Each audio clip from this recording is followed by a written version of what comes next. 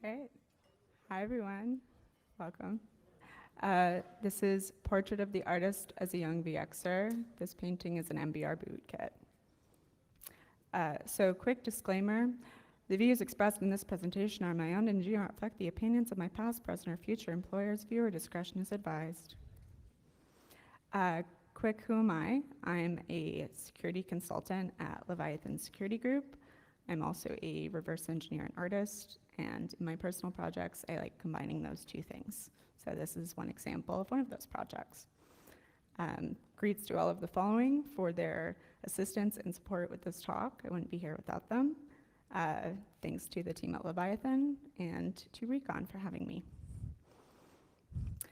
So the focus of this talk, this is a project focused on creative applications of VX and malware reverse engineering. I'm going to be talking about how I've reverse engineered 16-bit bootkits targeting systems specifically with a legacy BIOS boot process and focused on those bootkits of the 80s and 90s. I'm going to provide a quick overview of the legacy boot process, and I'm going to be talking about several prominent bootkits of that era. This talk aims to answer questions including, how would you write a bootkit that exists as a work of art? And or, how would you use VX techniques to create new art? The next question that sort of implicitly arises from this is, why would you do such a thing? And this talk aims to answer that question. On this slide, we have a video, which, there we go. This is Marsland by Spanska. So this is a quick shout out to Spanska, whose viruses were the reason, or one of the reasons I was inspired to work on this project and continue on this project. So you can see there, there's the text that says, coding a virus can be creative, which is an adage that I've returned to again and again. So some motivations for this project. Initially, it was to test the claim that malware of the 1980s and 1990s was simple or easy or unsophisticated or just about drawing pretty pictures. This is conclusively false, and I have a different talk that covers this in more detail, so you can check that out there. But this talk specifically is a little more focused on studying the techniques of those reverse samples and studying the techniques of VX Legends to create new malware art and using unique properties of VX to extend the medium. So really want to live up to the adage that Spanska had in that Marsland piece, which is coding a virus can be creative. And on this slide you see this is a scan of a print of a painting by Paul de la Roche, which is the Young Martyr. And on this, this is the first 16-bit painting that I made. So we have the evolution from the Young Martyr to the Young Martyr. Those are some of my artistic motivations and inspirations for this work, so you can check them out if you're interested in this kind of creative application of VX and malware. So we're going to start with a few definitions. That's a very long definition of a virus by Fred Cohen, but quite simply, a virus is a self-replicating program that uses a host file to create those new copies of itself. VX stands for virus exchange, so it's formally a collection of malware samples or a repository, but the term VX in the 1980s and 90s and still today is used by those communities that grew around those sites. And a VXer refers to someone who writes viruses, but the term VXer is typically reserved for someone who is truly a lead virus writer. So Spanska, Dark Angel, Vecna, those are some individuals who I would consider VXers of this particular era, but there are many others. Polymorphic virus, virus that uses variable encryption, decryption, and a variable key to create encrypted copies of itself in memory, and those are appended to a host file.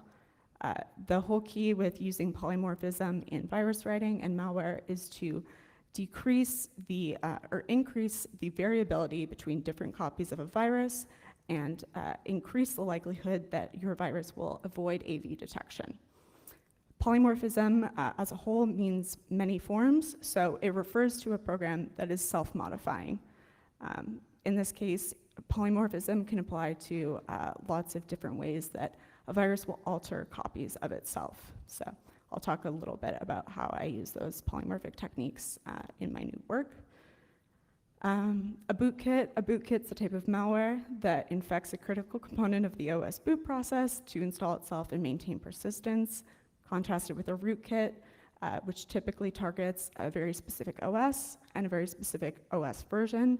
A bootkit has a bit more of an OS agnostic vector for attacking and maintaining persistence on a target. Now, the last definition here, it's a little bit splitting hairs, but it's important to make the distinction. A boot sector infector is the earliest form of a bootkit, and it targets storage media that only had a boot sector. So it didn't target storage media that used an MBR, so only focused on infecting systems that use floppy diskettes.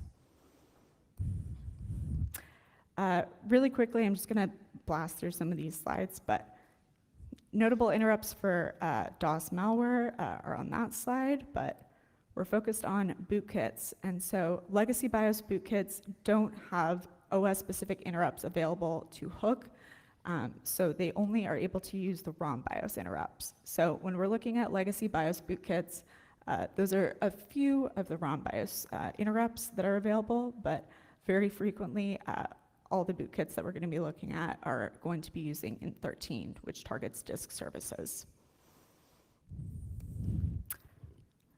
This is just a quick diagram of how normally system calls are invoked on DOS. So that's there. And then a terminate and stay resident program is a feature of DOS that allows a user to install a persistent program in RAM, which bypasses the limitations of DOS being a single task OS. So here's a more detailed diagram of that process. It typically involves hooking a specific interrupt, adding a new interrupt handler, which will implement a malicious functionality and ideally remain under the radar of AV. Okay. Really quickly, tour of the legacy BIOS boot process. Again, detailed diagram, but just to focus on the key features. The boot process in legacy BIOS goes with BIOS initialization, retrieval of either the MBR or the boot sector of a floppy, checking that the MBR, the boot sector, is valid, loading the MBR or the first sector of the active partition, more checks, and then loading that sector into a specified area of memory, which is OX7C00. Master boot record, you all probably know this, but just really quickly, contains the MBR code, the partition table of the 4 potential partitions, and then an MBR signature. The important thing to note here is that an MBR is limited to the size of 1 sector. So it's 512 bytes, and the MBR code is limited to 1 BE in hex, or 446. So if you're writing an MBR normally, you have a pretty limited space, but if you're writing an MBR targeting piece of malware, you have to be really, really slick about it.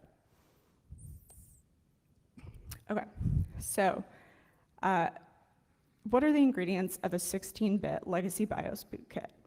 Well, you need a malicious implant that targets one of these data structures of the pre-OS boot environment. So the MBR, it could be the partition table or the code, or other structures like the VBR or the IPL. You need a technique for going memory resident, which is typically done with a TSR. Again, installs a malicious interrupt handler, and then allocating adequate space. The typical technique that's done is using the BIOS parameter block to allocate a specified number of kilobytes in memory. And then you have a variety of stealth techniques, so you can have spoofing of calls for interrupts that you're hooking, saving a copy of the original MBR, and polymorphism. And then finally, additional features of legacy BIOS bootkits. They operate in 16-bit real mode, and they had to target different storage media. So at this time, you could see floppies in a variety of formats, or you could see hard disks. So the most effective bootkits of this era would target as many as possible and have routines for effectively handling those different media. Okay, so now we're going on to our iconic bootkits of the era. So I'm going to start with Brain. Brain was the first PC virus. It was written in 1986. It's accurately described as a boot sector infector because it could only target floppy disks. Specifically, it could only target 360 kilobyte floppies. But it used a lot of really, really great techniques that were used throughout this era of bootkits, and then also later modified in more recent bootkit malware. So we have things like saving the original boot sector in a specified hidden area of the disk, and then memory residence with an int13 TSR. And there's a documentary about this virus specifically, if you're interested in learning more. Okay, so Stoned.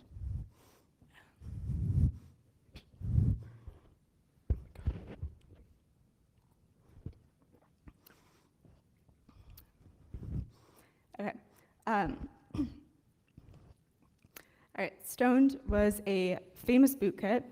It inspired a range of related bootkits in the same virus family of varying levels of sophistication.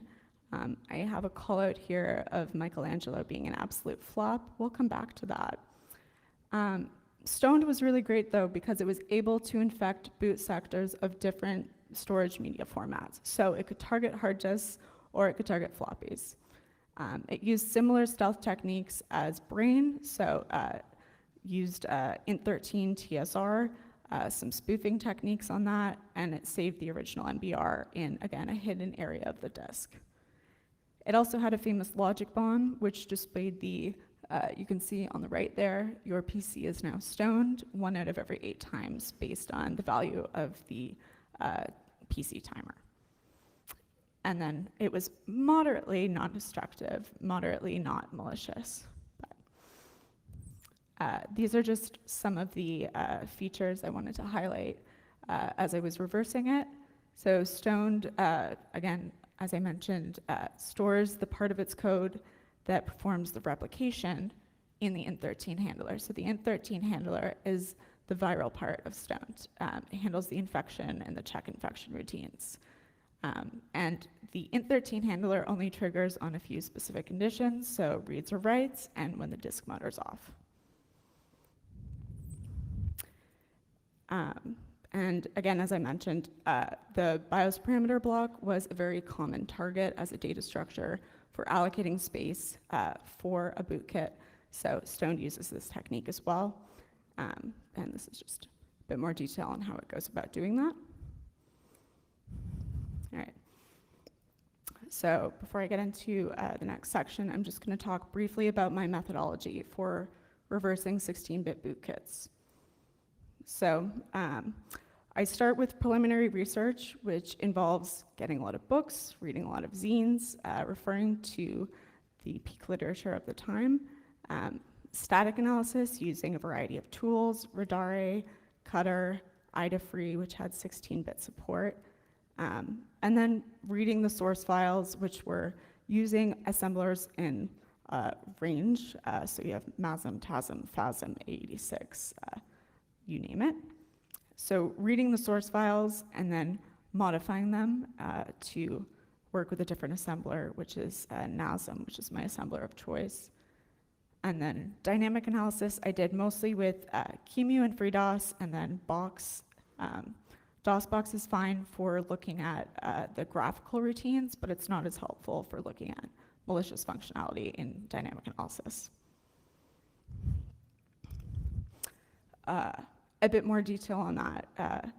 The R2 plugin that I wrote was essentially an RE side quest. So the goal was to recreate the functionality of IDA Free 5.0 in R2. So on the left, you see the annotations of the interrupts in the disassembly, and then on the right, the Radari plugin that I wrote, which also automatically annotates the interrupts in the disassembly. One of my other techniques that I used for reversing was using more recent bootkits as a frame of reference. So the Stone bootkit, which was rewritten by Peter Kleisner and presented at Black Hat 2012, includes the entire MBR of the original Stone bootkit. So I use that for analysis as well. And then finally, we have rewriting my own viruses or bootkits, which was more productive in terms of how I was spending my time, rather than trying to modify all of the syntax of an original file. It was also a better learning tool because what I wanted to do was write my own and use them to generate art. So this is another sample of a polymorphic virus I wrote. Okay, so now we're up to Michelangelo.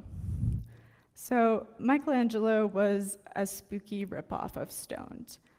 It caused a massive panic. It was featured in a lot of news broadcasts and media because of the functionality of the logic bomb. So while Michelangelo was almost identical to Stoned, the thing that it did in changing the logic bomb was on Michelangelo's birthday, so March 6th, it would overwrite the disk and just fill it with garbage. So it was more malicious, more destructive, and there were aspects of it that I think were improvements on Stoned, but this logic bomb and the fact that it uses Michelangelo's name, I was disappointed by it. I thought Michelangelo deserved a better bootkit, so I wanted to write one. But in terms of features that were improvements, it improves the code structure and the flow, removes redundant code, and it simplifies certain functions. And it also has a smaller total size, which again is really key when we're talking about MBRs. Those are just some of the resources I used while reverse engineering Michelangelo. And I put reverse engineering in quotes here because the process was a lot of reading the assembly files and then using that knowledge to write my own. So again, based on the preliminary research I did, this was a bit faster. So this is the overview of the features that I wanted to implement in my new Michelangelo bootkit. So I wanted to combine the best techniques of Stoned and Michelangelo to write a better one. I wanted to use the techniques of writers like Spanska to create sprites, animation, and really encapsulate this concept of VX writing as art. And then use techniques of other VX writers who are very prominent of the era for flair. And flair here means polymorphism. Challenges of bootkit art. This is a very long and verbose slide. But the TLDR here is I wanted a sprite that was large enough to show the details of the original image that I was feeding in, but it was still small enough to fit in the free regions of sectors on a disk. Eventually, I decided on 128 by 80 as the sprite size, so that's what it ended up being. Okay, so more details on the functionality. So we need an int13 handler, again, because it's disk reads and writes, disk operations, it's targeting that critical component of the boot process. I adapted it from a different demo TSR that I wrote. I wanted to use polymorphism for both the graphics routines and then for some simple encryption decryption. I thought polymorphism would be an interesting way to modify the resultant images, so that's what you're gonna see in a sec. It replaces the original MBR with the VX MBR, and then it saves the original on free sectors on disk. So the side note here is I've only tested this on an emulator setup. I don't have real hardware. So if anyone here has an old machine that's sitting in your basement and isn't used and you would like to test any of these samples, please let me know. There's a graphical payload, of course, because it's Michelangelo. We have to really live up to his artistic legacy. And then it stores the graphical payload on sectors on the disk that are free, based on how fdisk worked and the fact that there was a range of free sectors between the MBR and the first sector of the active partition that you could use for whatever you like. So in this instance, it was roughly 62, 61, depending on how I created the image in QEMU. Okay, these are just some details on how I created the sprite. So on the left is the original image of a drawing I did, which is a drawing of a sculpture of Michelangelo. So Michelangelo did a sculpture called the Pietà, which is Mary and Jesus.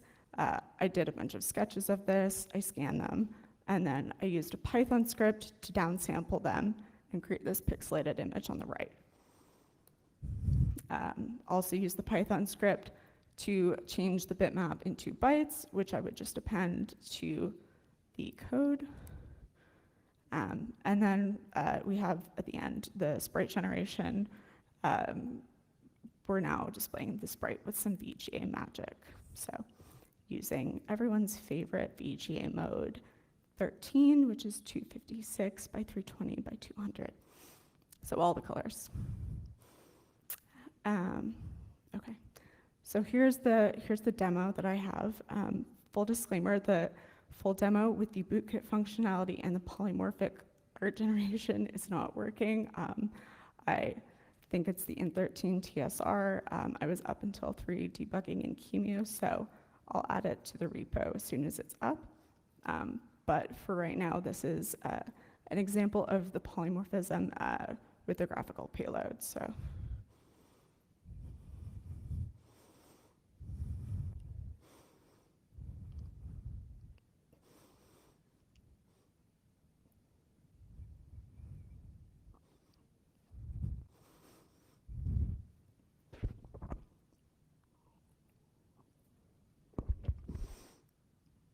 All right, it runs for a while, so.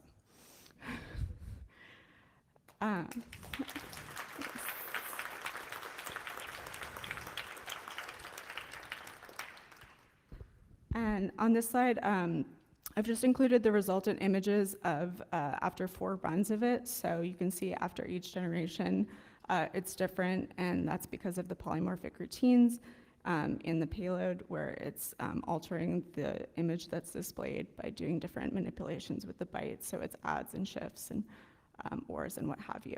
So you can see the part that's the same, that is that was my confirmation check that it was essentially a part of it was stagnant for each run is the signature in the top left, and then the images are all different. So. And I'm just going to conclude with some connections to modern bootkits. So DOS, of course, is dead, RIP, but systems that use legacy BIOS are not.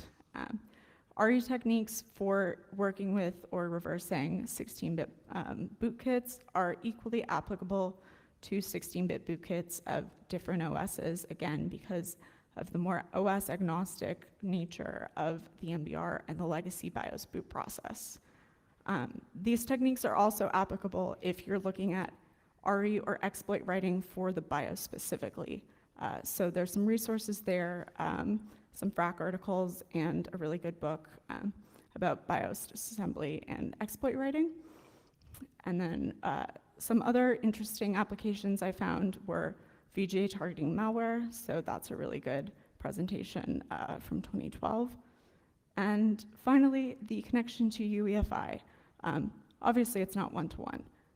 And UEFI, as I'm sure we all know, replaced legacy BIOS and offers significant security advantages, but it's not perfect. So knowing where to look in legacy BIOS bootkits, knowing how VX writers targeted different vulnerable areas, different data structures, and were able to identify which part of the early OS process they wanted to target is equally applicable when you're writing UEFI exploits. I found that this research has been really instrumental in making my UEFI targeting work so much better. So, and those are just some of the sources for where I got the viruses that I was looking at, and we have some references. So, and that's it. So, does anyone have any questions?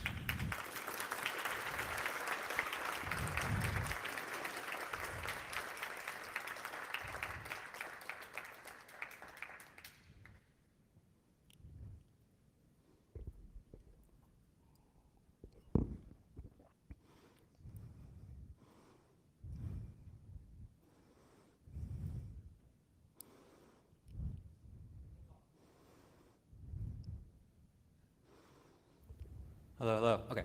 As the frames were progressing, was the color changing in the background also polymorphism, or was that something else going on? No, it was the same, yeah. Cool.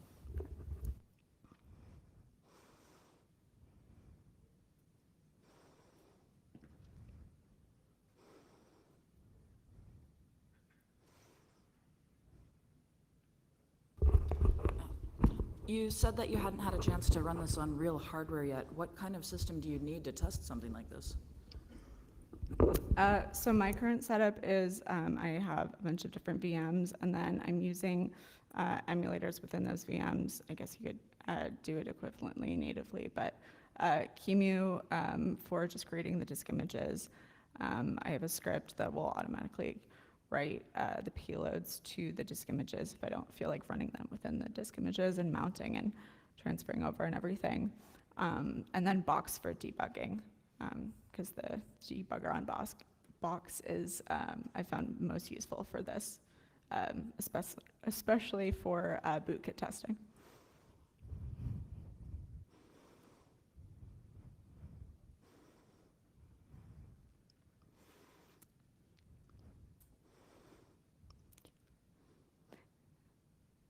Okay, thanks so much, everyone.